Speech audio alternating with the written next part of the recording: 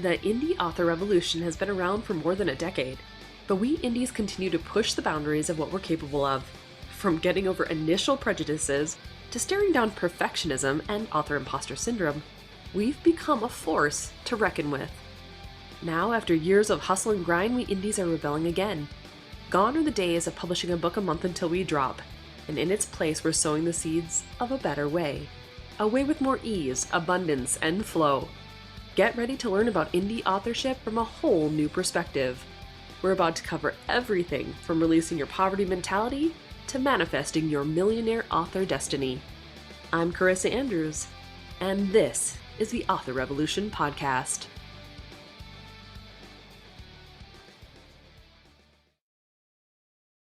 Well, hi there, guys. Welcome back to the Author Revolution Podcast for another episode. This week, we are going to be talking all things InkersCon because literally we are just a couple of days away from its huge launch for the digital version of the conference. And in order to get myself prepared for it and then hopefully help inspire you too, I brought Alessandra back on the show to talk about the digital conference and to figure out how authors can best leverage this digital version. Because as I found out, the digital version is a lot like the live event. Like there are so many roundtables and after hours events and networking opportunities that authors need to get to know about so that they can join and be a part of, right? Myself included. So when I went to the live event, there were so many different classes or so many people that I wish I would have had the opportunity to speak with and just never got the chance to, where this digital version is like a revitalization to revisit those things that I, number one, didn't get the chance to go to, like classes I couldn't go to, or talk to people in the genre that I am now, working towards. Like I'm going into rom-com and I would love to meet new people who are in the rom-com space, for instance. So there's all these opportunities that authors can take part of during the 3 weeks of live launch. Now, if you're not a big joiner and you don't care to go on to Zoom classrooms and meetings like that where you're live, that's okay too. Like there are, I think she said 27 recorded lessons that we did live and in person down in Dallas. Plus a lot of the featured roundtables are going to be recorded and then placed into the digital conference as well. So there's going to be a lot of opportunity to still get a lot of that content without it having to be, you going there live. But what I love about this is just the interactivity that goes around it. It's like a high where you're getting to talk to the people, you get to know your tribe, you get to hang out with people who have similar likes and dislikes and interests in the way that they work as you do. And I think that's so powerful for indie authors.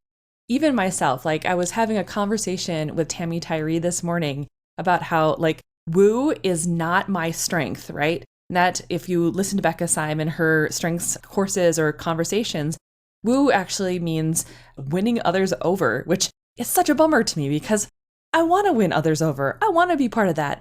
But I like my deep conversations. I like having deep connections. That's my number one relator coming through. So conferences are a learning curve for me because when I go to them, I tend to gravitate toward those people that I really know and I trust and I like to have those conversations and go deeper with. But having a digital conference that is the same thing right after the live version, it's helpful because now it's like, you know what? I could do this. I don't have to have the safety net of my husband being nearby or the people that I know close by. I can do hard things. I can talk to people that I don't know. I can, get very niche and talk to people in a genre that I'm breaking into and go that route. And I'm hoping that when you listen to our conversation, this sort of thing inspires you as well, because there aren't very many conferences like this. There aren't very many where you could go to a live event and then get the digital version later. There aren't many digital versions that have this serious amount of networking power that this particular conference has. It's powerful stuff. So I hope you will have a listen, get inspired, get signed up for InkersCon because we are going to have an absolute blast. I myself do have a featured roundtable on July 30th, so make sure you check that out. I will be there from 2 to 3 p.m. talking about abundance mindset and manifestation. So if you want to hang out with me and listen, get signed up for that roundtable. It's going to be a blast. And without further ado, let's get into this conversation so you can learn more about how awesome this digital version of the conference is. Well, hi, Alessandra. I'm so excited to bring you back onto the Author Revolution podcast. This time, we're going to be talking about InkersCon, and I'm so excited to do that because obviously I was at the live event too. So, my experiences were just amazing. I have to tell you that the conference that you guys put together, it's just probably one of the most well thought out, welcoming conferences as both an attendee and as a speaker that I have ever been to. I mean, congratulations on that. That is no small Oh, feat. thank you. I appreciate that. I can't really take credit for it. Our attendees are amazing. I feel so lucky every year. I'm nervous because you just never know like what an attendee group is going to be like. And I don't know how we've been so blessed, but every year we have such a fantastic and welcoming group of attendees. I think it helps. The in-person event is very small. So it feels like a close-knit group. I grew up in a small high school, so I only had 100 in my graduating class. And that's what it feels like. It feels kind of like just a small, you couldn't have cliques because it's too small. Like you're all but we also just have a fantastic team. And so our team is responsible for making everything run smoothly. And we look forward to it every year. So Right. Well, and it definitely ran smoothly, and it was so much fun. Like all the little events that you hosted, and all the fun things. The wrapping up the books. I've already spaced out what it was called. The book wrapping thing where you the gift them up. blind book swap. Yeah, that was so fun. I mean, all of the events. I mean, don't get me wrong. The margarita event was great too, and like all the things. Right. Yeah. It was just food and so drinks much fun. is always, that's the easy part, right? Right. And I didn't even know that was a part of the ticket until we were there. I'm like, wait a minute, there's what? There's what now? It was so funny. Oh, and it was so funny because I was telling when I did my recap of the conference, I'm like, there were so many times where I was like, I got to talk to Alessandra, say thank you, and talk to Teresia and say thank you, and like capture you guys. And it's like, I see you guys, and I'm like on my way to one of the classes, and I go into class one. I turn into Hermione, right? I turn into like, I got to learn the things. Hi. So yeah, like it was so funny.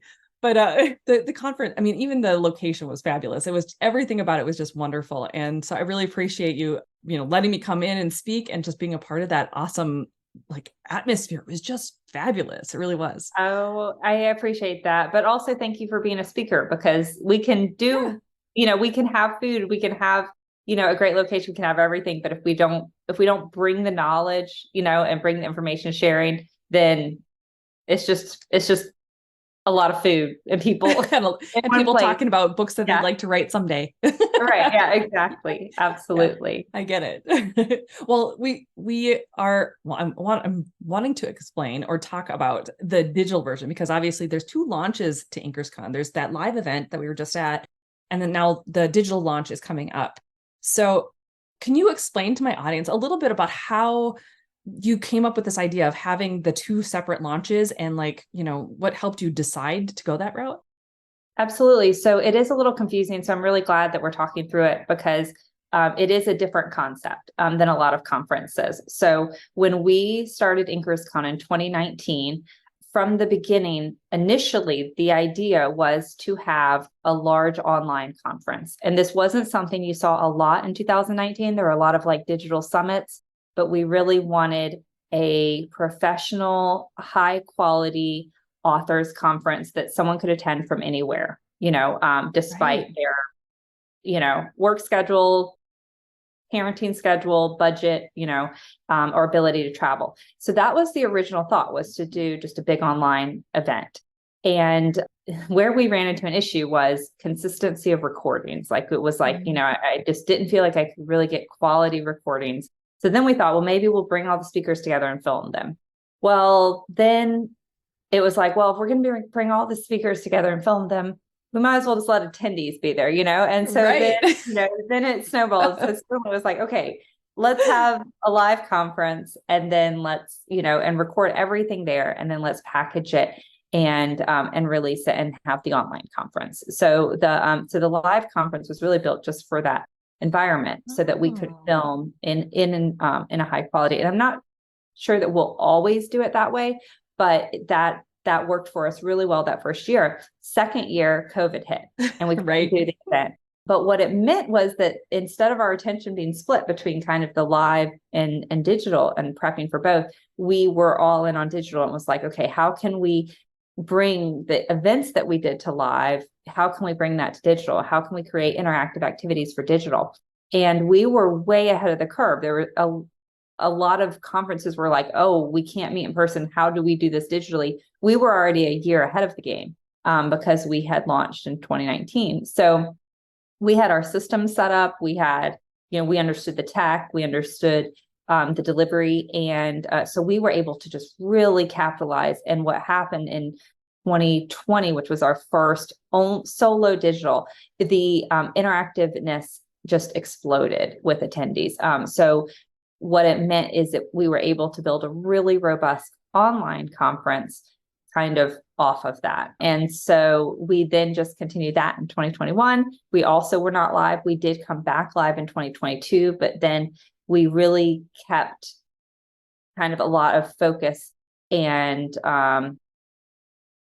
attention. We spend the bulk of our prep on the online experience. And that's something that a lot of attendees, we have a lot of attendees that jump in after launch period. They purchase a ticket to the conference in December and they watch all of the classes there. But the absolute best time, if you can purchase a ticket for the digital conference pre-launch, and right now our launch is on July 22nd, then that means you can interact and experience all of the 3 weeks of launch. And we have 3 full weeks of literally over 100 interactive opportunities for attendees to meet fellow authors, to talk with companies like Kindle Direct Publishing or Draft Digital or Kobo or BookFunnel, and also attend the bestseller Q&A. So we have, or co-writing sprints. We just have just an entire agenda of live events that they can participate in. That is so cool. I was going to say, in your opinion, opinion, how does it answer your question? Let me just say in a nutshell what InkersCon is. InkersCon is a fiction authors conference. It focuses on indie fiction authors, and we have a slate of 27 full-length classes, presentations, professionally filmed presentations, and then we have 3 weeks of interactive activities and attendees can participate in any of it at their own pace. If they don't want to attend the interactive activities live, they can watch the replays of those later. That is so cool. And I was going to ask you, like, what, in your opinion, when you compare the two, like the live event that we just had and the digital conference, is there much of a difference, do you feel? Or do you think it's like they're so similar now because of the interactiveness? It's kind of just personal learning style. Like Jamie Albright, who was one of our attendees this year, she was the speaker last year. For her and for authors or people, individuals like her, she needs to be there in person. Like she needs a button, a seat. She just absorbs it differently if she's in there in person. It's probably accountability thing too, Sure. Yeah. And so I do love attending a live event where you can have like a weekend that you're like, this is my weekend and I am going to focus on my career. I'm going to focus on my writing. And I'm just going to, immerse myself in that. And we have tried to create that with our 3 weeks of launch, where you can really set aside just one of the 3 weekends and say, like, I'm going to watch classes, and I've seen attendees like rent an Airbnb, and there are 4 of them and they're all watching presentations together and attending roundtables, and they do like a mini writing retreat. And I love that. So cool. Yeah. And I've seen attendees check into a hotel, like in their local town, and they're there from like 9 to 5 or 9 to 8 at night. And then they go home to their family or they stay the night, and that's just their mini retreat. But there is a difference, there's a difference when you can sit at a table and eat a meal and chat with attendees and then, meet someone on the elevator. I mean, there are certain things in person that we just can't recreate digitally. But at the same time, there's so many benefits digitally that we can't recreate, at the live event. So it's a mix. And that's why live tickets always include digital access. Digital access, we can't include the live ticket, but at least, if you attend live, you also get digital. That makes a lot of sense. It really does. So, okay, overall, what type of authors would you recommend this conference to? Like, is it beginner independent authors? Is it mid? Is it like people who are really kind of in the upper tiers and they're trying to like level up even further? Who is this conference for?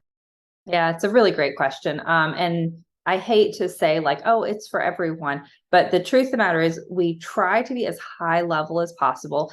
I personally create the agenda every year, and I'm a I mean, I'm a successful author. I've been in the business for 10 years. I have 30 books out. So I try to say, what does an author at my level need to learn? And it was funny because I was talking in the hall at Inkers Con to someone, and it was like, it's hard because you're trying to create high level content. And the person I spoke with, you might have actually been at this when we were having this conversation. It's funny because it still goes back to the basics. Like what a 6-figure author who's trying to get to 7-figure needs to know is very much the same as a brand new author who's trying to break into the business. All of us, some of us have bigger audience than others, but all of us are trying to figure out how to appeal to the market, to gain new readers, to communicate with existing readers once we have them, and to improve our sale through and ability and all of that. So it's funny because you're like, so we try to go as high level as possible, but the truth of the matter is so much of it, whether it's craft classes, it doesn't really matter whether you make 6 figures or whether you're on your first book. It's, you're going to come in oftentimes at the same place or absorb and react to the same knowledge. But the goal is everything trying to hit whatever your like next plateau is. That's what we're trying to hit. And because you have 6 years of access to the classes, maybe you aren't ready for advanced Facebook ads right now, right? But in 3 years you could be, or maybe right now the idea of direct selling is like terrifying to you. That's cool. Like that class will be ready whenever you're ready to watch it, and you can watch it later. So I always do a couple classes that are more beginner, and I do as many classes as I can that are advanced, because you can always become more advanced. You're not going to typically become more beginner. But I do normally, like this year, we have a Facebook ads from scratch. Like this is how you set up your first Facebook ads. So we do a couple of beginner classes, but for the most part, I try to be just as the biggest. Our average attendee has written 6 to 10 books. So that's what we keep in mind. And the bulk of our classes are in that group. How do we help authors who have a backlist and are trying to have their future books be as successful as possible and sell their backlist as much as they can? How do we appeal to that audience? So that's kind of our main focus. I love that. And when I was at the live conference, you could tell, like, sometimes when you go to conferences, it's heavily leaning one direction or another. It's either like heavily traditional authors or heavily like older authors who are trying to like figure out how to write. This one was like all over. It was like ages didn't matter, like success levels didn't matter. It was mostly indie though, so it didn't have that. But it was just such a neat mix of people that everyone was just trying to learn something new. And I know I myself, when I came into these classes, there's a lot of stuff where you're just like, it's like buried in there somewhere. And all of a sudden you're like, oh, that's right. I was going to do that like 3 years ago and I still haven't done that. It's like you get reminded of some of the things that you're like, I should be doing that. Thank you. I appreciate that. And sometimes it takes hearing it, like, that how they say someone has to see something 8 times before they buy it. Yeah. It took me 7 years to say, okay, I'm going to write to market. Like I was so staunchly opposed to the idea. And it wasn't until really Inkers Con year before last, where I just heard it in the right way, where I was like, yes, I like that. And I'm good with that. And that makes sense to me because I kept dismissing it as thinking writing to market was this, when writing to market wasn't that, or at least it wasn't that to the author that was presenting it to me. So sometimes it just takes you hearing something in a different way or from a different person that you're like, that is totally you in the other room, Alessandra. It's like we're buddies. I've always been like that myself. I'm like, I don't want to do it because everybody's doing it. Ugh. I think Becca Syme would tell me that it's probably the success archetype of, what is that, the trendsetter? She's probably like, you're probably one of those trendsetters who are like, oh, can't do the same thing. I love Becca Syme. Yeah, I know she's amazing. I love her so much. Oh gosh, she cracks me up. She's one of those ladies that is just so fascinating. It doesn't matter if she's talking about strengths or success archetypes or what. She's just awesome. I love her. So you have roundtables, and you were talking about that. That's where my question. I'm like, I have questions. What were they? The roundtable was such a fun day because we were able to go to, from table to table from talk to talk and like experience some of the people who were, presenters, and then some people who just had something to present and who weren't actually speaking. There was so much to learn and so much to take in that first day.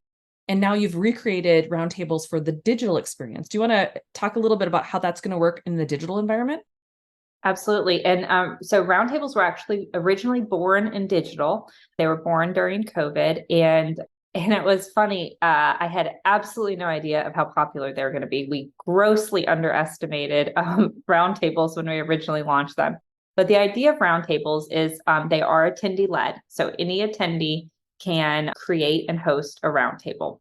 So they fill out an application form, which is basically just us getting their information.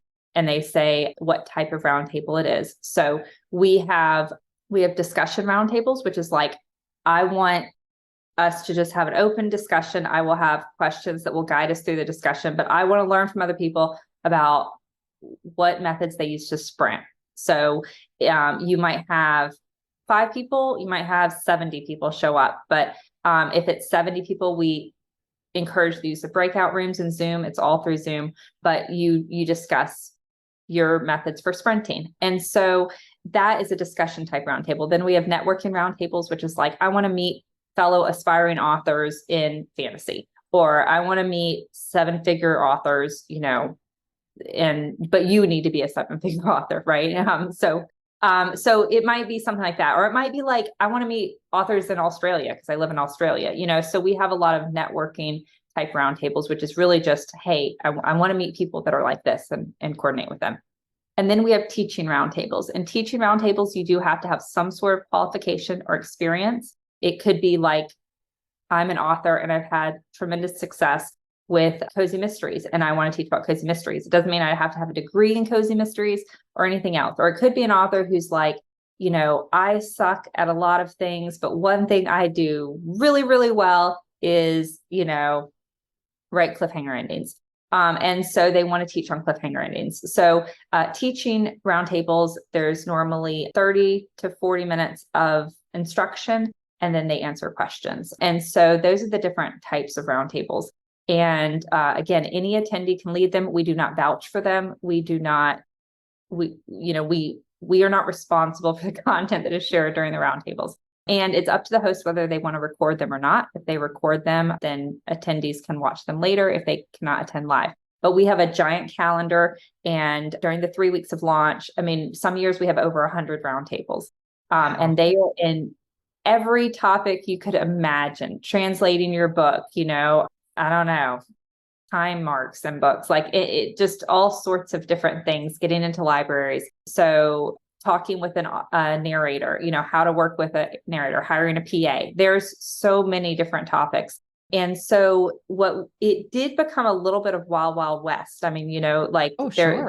There's so many to choose from. So last year we started having featured roundtables, and featured roundtables are limited to 45 minutes. They are only teaching roundtables, and they are recorded and they are moderated by a member of our team. And those are only on the weekends. So that was us trying to have just a little bit more to help an attendee figure out, where to go. Right. And those are on our professional Zoom. So we have a plan where we can take up to 300, attendees. So that was the other thing. We did have some really popular roundtables where they were having hundreds of people and they were getting kicked out of the room, or there wasn't a big enough room to accommodate. Right. They weren't getting kicked out, but they couldn't get in. So, Yep. So we do roundtables during those 3 weeks, and it is bonkers in a great way. And it's so funny because I have some attendees, they've never watched a single presentation. They attend, they do like 8 roundtables a day. They meet so many fellow authors. And again, some roundtables only have 6 people in them. Some have 20 or 30 or 60. And they just binge on roundtables, and they attend roundtables, and then they're like, oh yeah, I'm going to watch the classes at some point in time, but, that's not pressing though. It's not live. But what they want is the interaction, right? Yeah. So that's a really special. And then we have a lot of like companies come in, like BookFunnel or Vellum or something like that use the roundtables as a time to answer questions or to learn what features, attendees would be used, like they're like, oh, like to do more of like a focus group type thing. Sure. So we do have a few roundtables that are like that, but for the most part, we're very strict that roundtables are not used unless it is like set up with us in advance. Roundtables are not used as sales opportunities. Sure. We want attendees to have an enjoyable, productive experience and to understand what they're going into. I love that. And the roundtables in person were so great too. It was like some of the conversations that were had were just like talking about AI and talking about, I've like lost track of all like what everything was because there were so many great ones. I mean, I loved Bonnie Paulson's conversation too. I mean, there were so many great people just having really wonderful conversations that it was just like, and it was such a great way to start it off because now you're in this group of people who are all learning about that same thing and you got like talking about what she just said or he just said. And they're so much fun to interact with and just be a part of. I don't know. It was such a great way to start it. It was, cool. This was our second year. This was our first year in person doing roundtables in that manner. We tried to kind of do roundtables last year, but we did them on Saturday night from 8 to 10. And I mean, I think everybody was so tired after an entire day. It was right? like, oh my gosh. Like, and they weren't attendee led. It was like, we had questions and then they would switch. I liked this format a lot better, but again, it was only possible because we have such cool attendees, like if we didn't have attendees stepping up and saying like, oh, I want to talk about this, or I want to share on that, or, then it wouldn't work. So yeah. I feel very lucky. Oh, it was great. And obviously on the flip side of it, you had like InkersCon has such great after hours networking events too. I mean, you had the margaritas and manuscripts and you had the book swap and you had like so many cool things that were going on. And now I know that you're incorporating some of those into the digital conference. Like you said, that's kind of how it started in the first place. It had that concept before the live version came about. So can you tell my audience a little bit more about like what those types of after hours networking look like in the digital version? Absolutely. So every year we're trying new things, and this year we're introducing. So we have roundtables, which happen again all the time. Some are at 10 at night, some are not, and then we have some bigger kind of networking events. So this year we're trying speed networking, which is when you'll be able to come in and very much like speed dating. Be in small groups and switch. And our goal is for you to meet as many fellow attendees as possible. Hopefully, ones that are like similar to you, either at your genre or your level, but also just in general, meet fellow attendees. We're also planning kind of a happy hour networking session that we're still ironing out the details to. And then this year, we're also doing for the first time, like co-writing sprints and having just multiple times a week, times where you can come and sprint with fellow authors. And hopefully we can increase your, productivity during that time. I'm going to be under deadline, so I'll be at as many of those writing sprints as possible. And then we just have we have a strategy session, which was something that we did. We tested out the live conference as a roundtable, and that's being led by one of our business experts, where it's like identifying your strengths and weaknesses and your priorities for this year, and then giving you kind of creating your own success plan so that you know what classes you should start with, what roundtables you should out for, just kind of really, because we do give you a lot of information at one time, and we want you to make sure that you move through it in a manner that helps your career as much as possible. So we're going to have one or two of those sessions this year at live, so that we can't put drinks in hand and put them out by the fire pit. But our goal is to have both those bigger, coordinated sessions. And then again, if what you're looking for is to meet and mingle and just talk shop, there's going to be just dozens and dozens of those opportunities during those 3 weeks.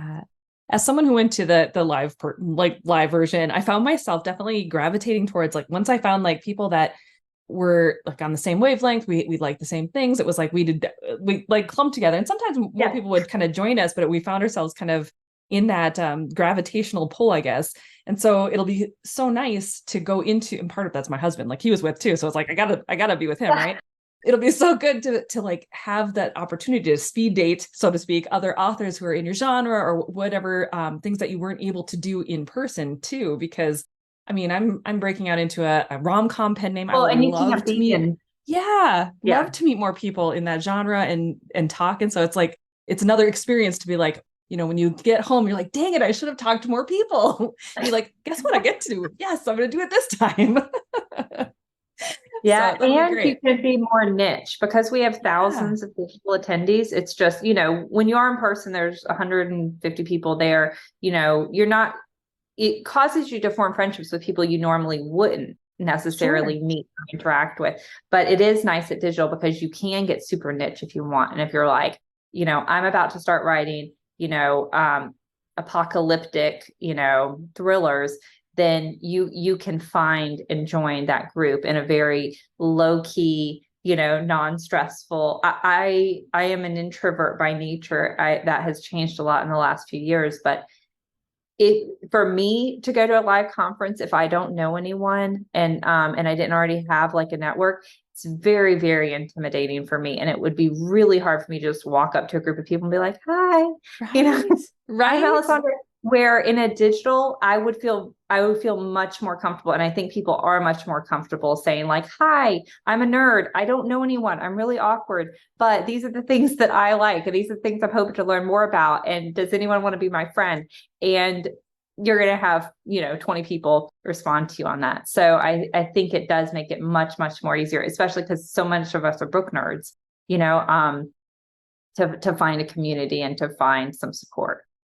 Oh, 100%. I mean, I think it's just going to be such I wouldn't consider myself introverted necessarily, but I do find that I get intimidated by a lot of people. Yeah. And so then all of a sudden I'm just like, okay, I will talk to anybody. You come talk to me. Yeah. I will speak your ear off. Yeah. Anyone comes up to me, I'm like, I'm game on. Right. Right. But if I walked into like a 20 book scenario and there was a crowd of people, I'd be like, oh, I'm just going to trust. Yeah. Somewhere and like, hide.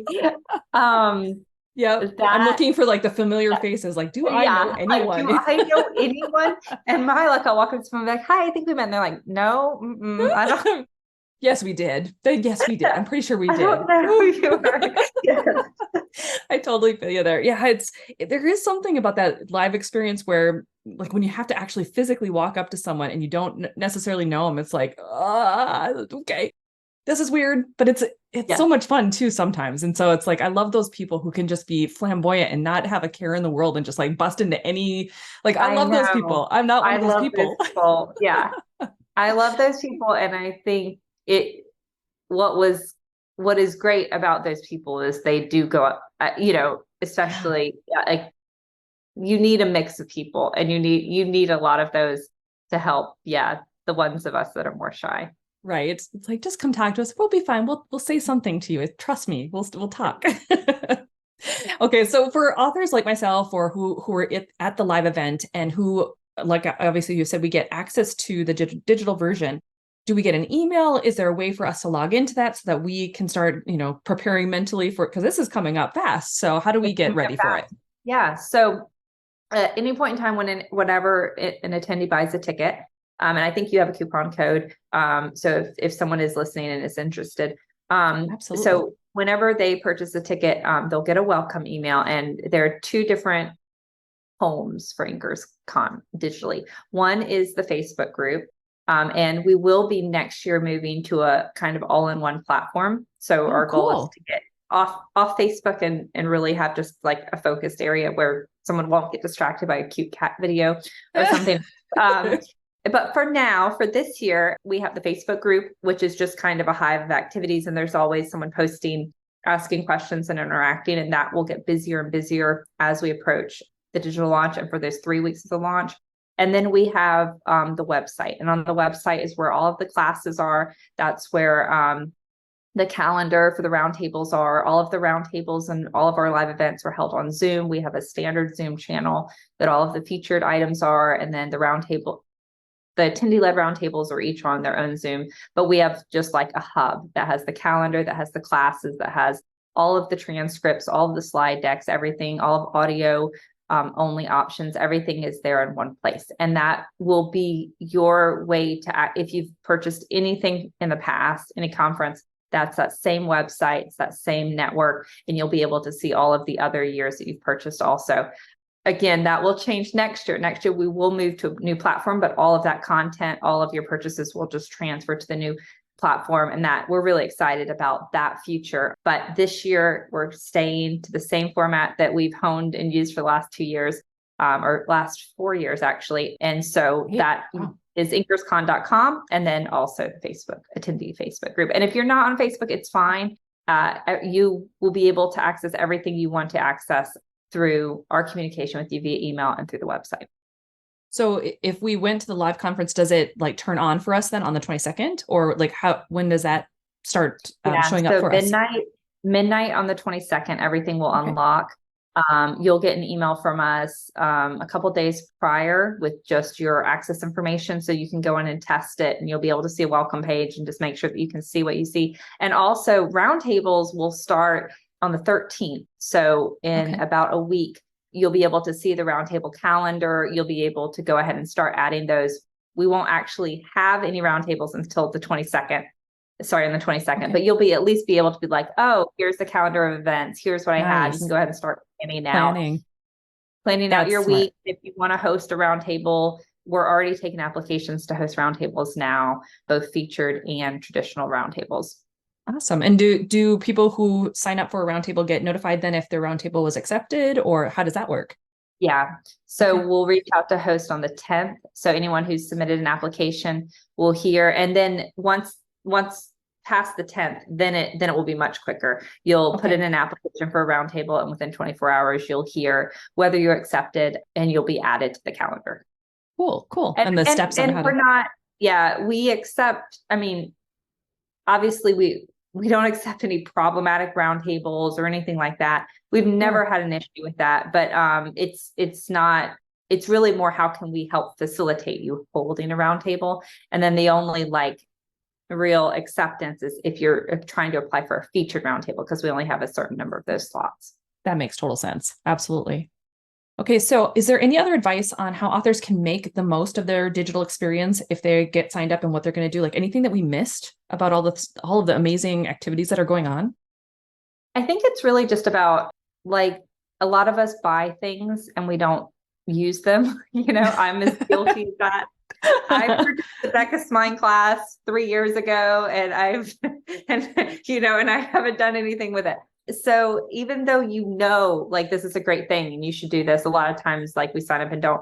And so our goal is really to try to help make sure that you get the most out of your experience and you actually do use it, and maybe all you want to do is networking, and maybe all you want to do are those interactive discussions, or maybe all you want to do is the classes. But I don't want this to be something that, someone purchases and doesn't use, because there's so much incredible information in these presentations. We're editing the presentations right now.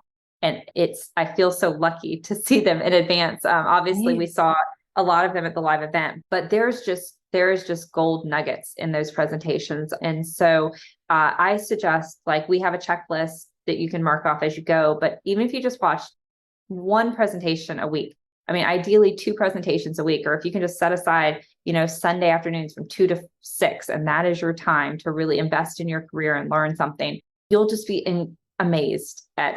I can definitely vouch for that. And there were so many. You're adding stuff to your to-do list, but you're actually, the more you know, the more I know, the less I do, because I'm okay, yes, I know now that's not something I want to focus on. This is something that would work for me or would appeal to me. And it just kind of helps me be a lot smarter in my decisions and my time. 100%. Yeah. And the speakers this year were so fantastic. There were so many of them that were so well thought out, well engaging. Great stage presence even. Just fantastic speakers where you could follow along and really understand what they were talking about. Too many for me to even count. And that was just the ones that I was able to attend, right? Because you had the 2 rooms going at all times, and it was always but I want to go to both. So I'm looking forward to seeing the ones that I missed in the live version. That's on my agenda. That's definitely something that I'm going to be experiencing as the live launch goes. And I love that idea of taking a time bracket and being okay, this day from this time frame, I'm going to sit down and go back through the stuff that I missed, maybe if you did go to the live version or however you're working it. So smart. I love that so much. Okay. So I think you mentioned this before, but just one more time for my audience, how long do authors have to access the content when they get signed up for the digital conference? So from date of purchase, you have 6 years to access it. And I mean, we might extend that. I don't know. We started out with 1 year and then we said 2 years and we're like, let's just say 6 years. And I don't know where 6 years came from, but we thought if you don't have time to watch it 6 years, then, but yeah, 6 years you have, to watch and rewatch. We do have a 30-day money back guarantee, and that 30 days starts when the conference launches on the 22nd. So if you don't love the experience, just let us know and we'll cancel your ticket. Good luck and with give you a that. refund. You're going to love it. No questions asked. Yeah. We aren't in the business of taking money from unhappy customers. So, so we really want you to be happy. And we want you to feel confident in your decision. And we do have a payment plan available. So you can break it into 2 payments. Your access starts, or your purchase is solidified with that first payment. So you don't have to wait for both payments to come through. Another question I get a lot is like, oh, well, I'm busy during, or I have a vacation plan during, part of those 3 weeks of launch. Those 3 weeks of launch is really just the interactive activities. Over half of them are recorded. You can watch them later. You don't have to be present when it's happening. And everything is really designed to work around a busy schedule and to work at your own pace and to give you the information that you're interested in when you're interested in it. So even if you are slammed for the next, month and you're not going to be able to participate in the live events at all, that's okay.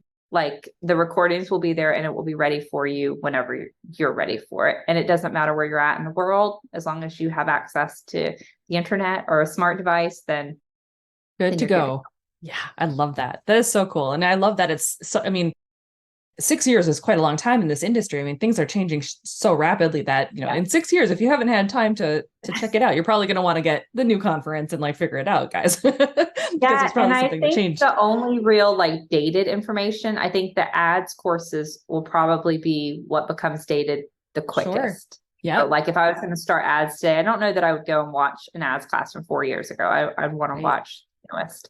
Yeah, absolutely. But everything else, a lot of the craft and business and a lot of the marketing classes are pretty evergreen. Yep, for sure.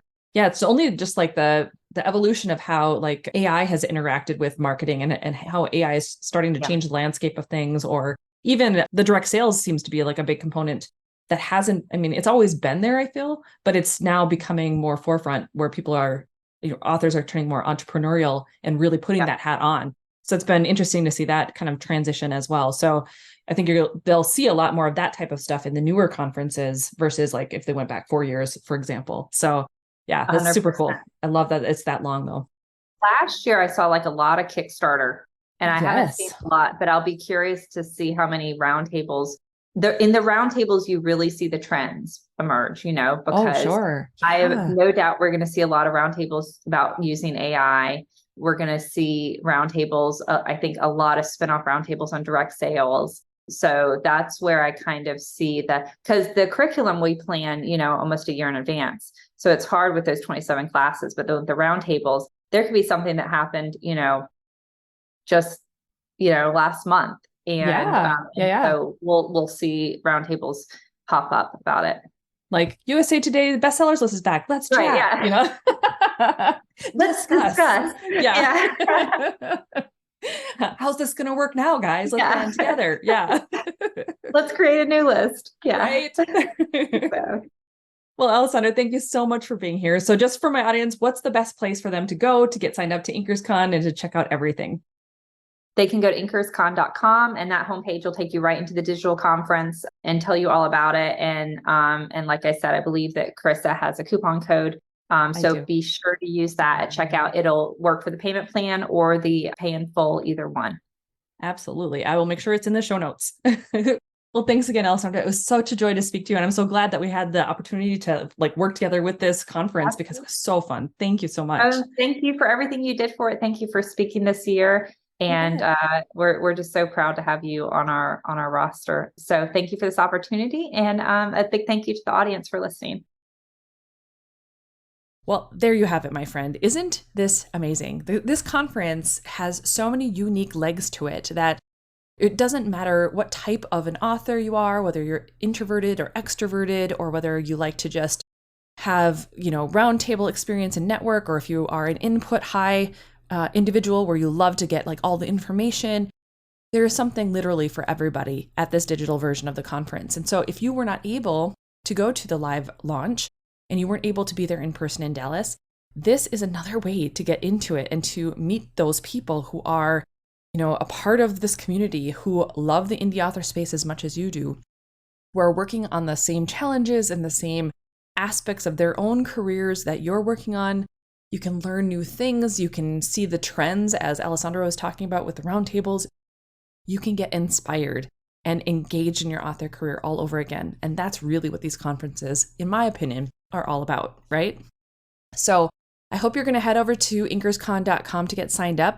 The coupon code for any of you who are listening right now is all caps Carissa23. So if you use that coupon code, you can get $50 off of your enrollment for the conference. So make sure that you do use that. I will also have it in the show notes if you want to go over to authorrevolution.org/192. So there will be the link then to InkersCon and the coupon code reminder to be able to use that as well. But it's Carissa, Carissa 23, and you get $50 off, which is amazing. I think that's such a cool thing. So yeah, have a great time with this and look for me. Like I mentioned in the introduction, I will be hosting a roundtable on July 30th. So come join me from 2 to 3 p.m. Central Time. And just let's have a really cool conversation throughout the next couple of weeks. Like I'll be going to different roundtables myself. I have the whole thing printed out and I've got the ones that I'm going to circled. And I'm really excited to attend a lot of the classes that I didn't get to go to because I was taking the other classes. There were 2 classrooms going at every single moment. And sometimes they fought against each other. And so I was like, oh, I really need to go to this class, but I want to go to the other one too. So I'm definitely checking those ones out that I had to miss. And yeah, it's going to be so much fun. I'm looking forward to this so much. I hope you have a wonderful time joining InkersCon. I hope to see you there. I hope to see you at some of the roundtable discussions. And yeah, don't forget that I also have a class that was presented with Renee Rose. We have a class about aligning your author career to your highest abundance, right? Activate and align your author success is what it's called. So check that out. Renee speaks first, I speak second. And it was a fantastic conversation about how to activate that success inside yourself so that you can manifest anything and everything you desire. So check that out as well. And just enjoy the process. Enjoy this conference and go forth and start your author revolution.